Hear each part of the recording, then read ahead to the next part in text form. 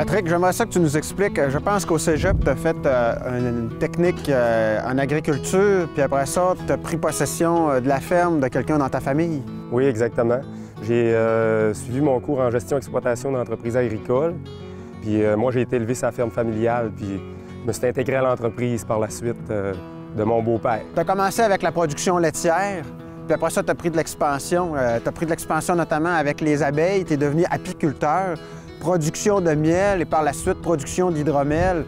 Est-ce que tu te vois comme un entrepreneur ou un producteur agricole? Bien, il y a un petit peu des deux dans le personnage, c'est sûr.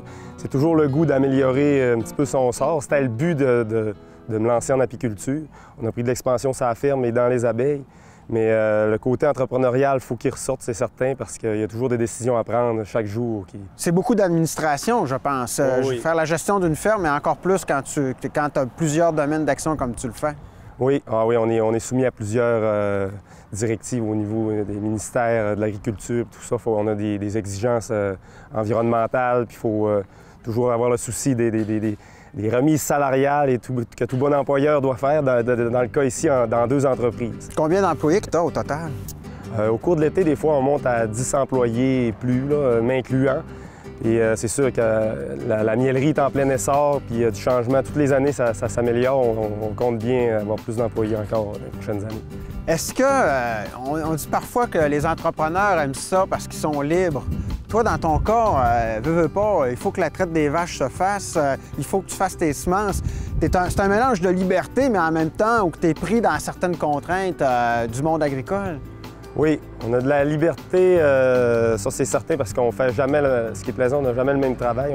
C'est diversifié. D'une journée, je peux faire de l'administration, puis je peux aller déménager des animaux de place. Mais on est vraiment appris, des fois, si c'est au niveau familial, bien, on a des contraintes. Là. Comme l'année passée, j'ai été me baigner une fois chez mon beau-frère. C'est pas mal ça mon été.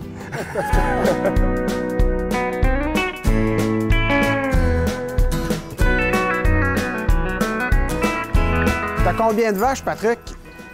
On a 111 vaches laitières, plus les animaux de remplacement.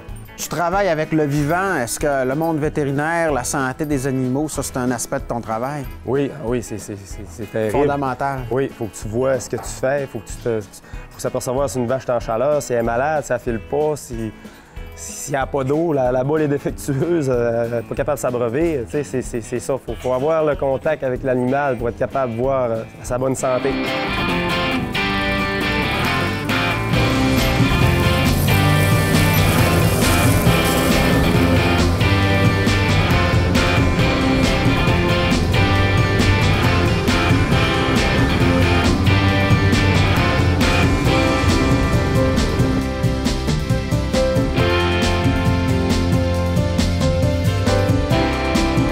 J'ai commencé avec 2 ruches, puis mon grand-père, lui, c'est qu'il m'a aidé. Il avait déjà 60 ruches. Puis graduellement, ben là, lui, il baissait de ruches parce qu'il trouvait ça fatigant. Il m'y transmettait. Puis là, moi, je me suis mis à y acheter son miel. Lui, il vendait son miel à la bonté à un gros apiculteur à l'extérieur de la région. Fait que là, j'ai décidé, ben là, j'ai été chez Métro Dubé. Le début vraiment de l'histoire, c'est quand j'ai été chez Métro Dubé à Alma, puis qu'ils m'ont dit, oui, tu peux-tu fournir ce miel-là à l'année? J'ai dit, oui. J'étais pas trop sûr. Fait que là, mon grand-père me vendait son miel. Puis là, moi, j'ai monté, j'ai 10 ruches, 20 ruches, 30 ruches, 60 ruches. J'ai construit ma première miellerie. Puis... C'est toujours le souci de se développer. Puis ce que je peux dire du côté entrepreneurial, il ne faut pas toujours penser qu'on est bon dans tout. Il faut savoir s'entourer. Ça, c'est une règle d'or. D'ailleurs, puis faire confiance aussi. Parce que moi, j'ai fait confiance à un jeune passionné. Moi, je suis passionné de l'apiculture, mais lui, il est passionné des boissons alcoolisées. C'est un brasseur de bière, c'est lui qui a conçu mes recettes d'hydromel. On l'a intégré à l'entreprise en 2007. Il nous a sorti des recettes, il a travaillé pour le miel des ruisseaux, il a fait la livraison. Puis on a sorti 4 produits d'hydromel. C'était le souci de se démarquer des autres mielleries, justement. Tu fais-tu piquer souvent? Oh, la piqûre fait partie du métier.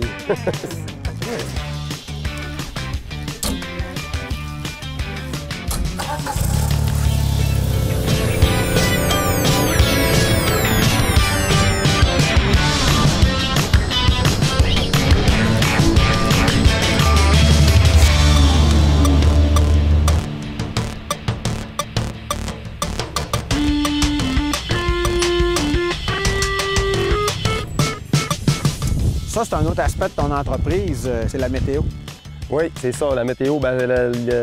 L'agriculture, c'est ça. On peut mettre tous les soins appropriés à la terre selon les analyses de sol, les doses de fumier qu'il faut apporter au sol, selon la texture du sol aussi.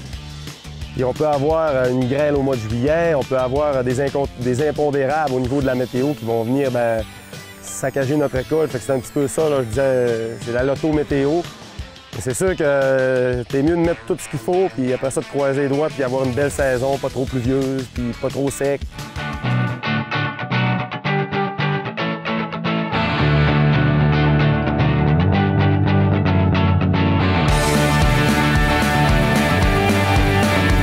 Tu fournis combien d'entreprises ou t'as combien de lieux de distribution?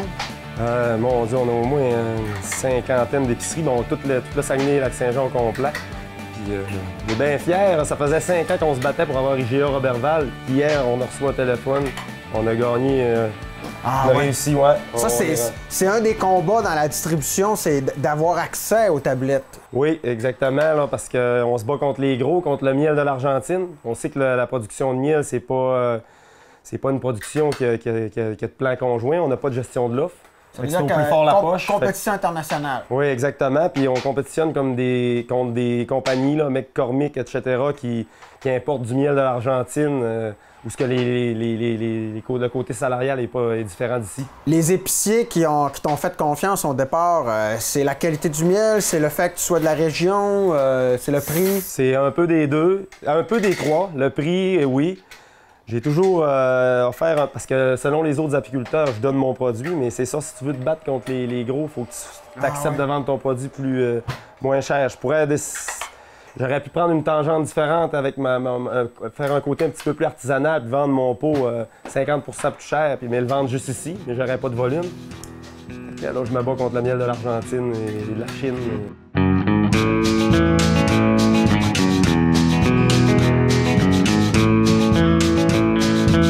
Le créneau que je connaissais, c'est ton créneau de l'hydromel. On voit ici tes cuves de production d'hydromel, qui est une boisson alcoolisée faite à partir de ton miel. Oui, exactement.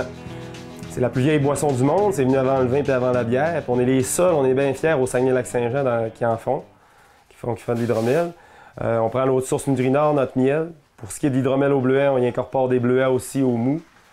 Puis la fermentation alcoolique, ça fait tout ici. Il n'y a pas d'ajout de boisson. C'est vraiment la fermentation du miel et des levures qui transforme le sucre du miel en alcool. Procédé de clarification, filtration et embouteillage, comme dans le vin. Patrick, au-delà de ta vie d'entrepreneur, tu es aussi un karatéka puis un militant du Parti québécois.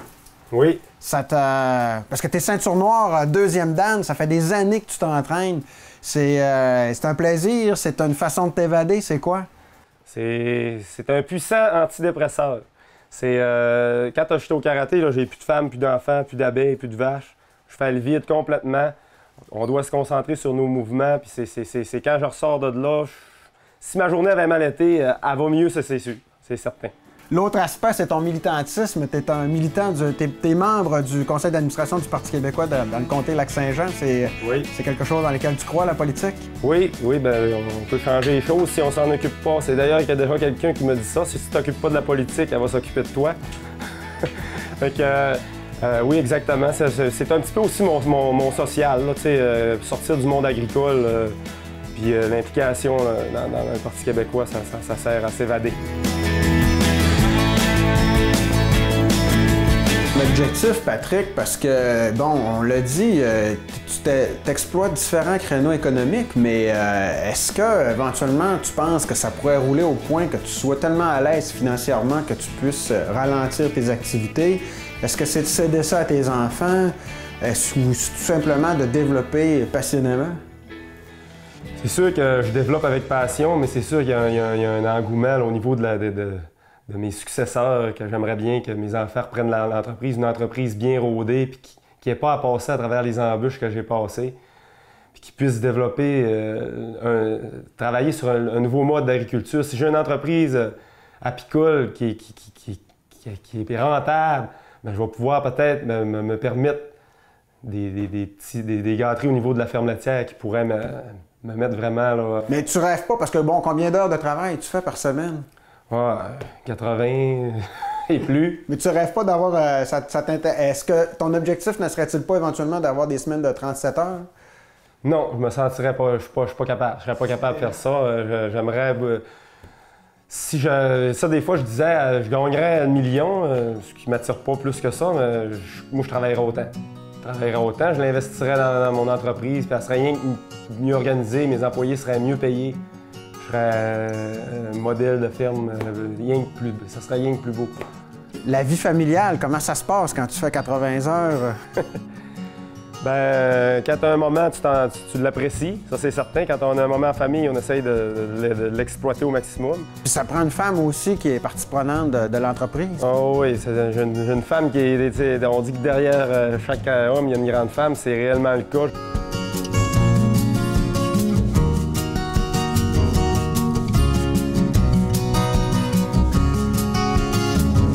Ça fait déjà un bout de temps que tu vends sur place, mais là, tu viens d'inaugurer des nouveaux locaux. Puis aussi, tu as le rêve de devenir une espèce d'écono-musée. Oui, exactement. C'est le but recherché, c'est que notre hydromel soit de plus en plus en vue. On veut vendre de plus en plus d'hydromel. Ce qui nous permet ça, c'est la manne touristique, qui est environ de la Saint-Jean-Baptiste à la fête du travail. Puis si tu veux attirer les touristes, il faut que tu sois beau, il faut que tu aies de l'attrait. C'est pour ça qu'on a incorporé la ruche vivante, puis on a un circuit de visite.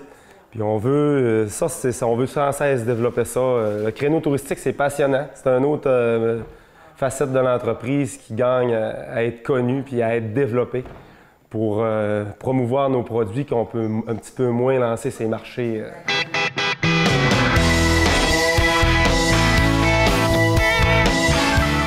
As-tu le goût de te décourager des fois? Non, j'ai eu des moments difficiles par contre, là. Il y a une couple d'années, mais... C'est des moments difficiles techniques, dans le sens que, tu sais, les affaires que tu fais ne marchent pas, ou c'est des moments difficiles sur le plan financier? Sur le plan financier, on a eu des moments difficiles, techniques aussi.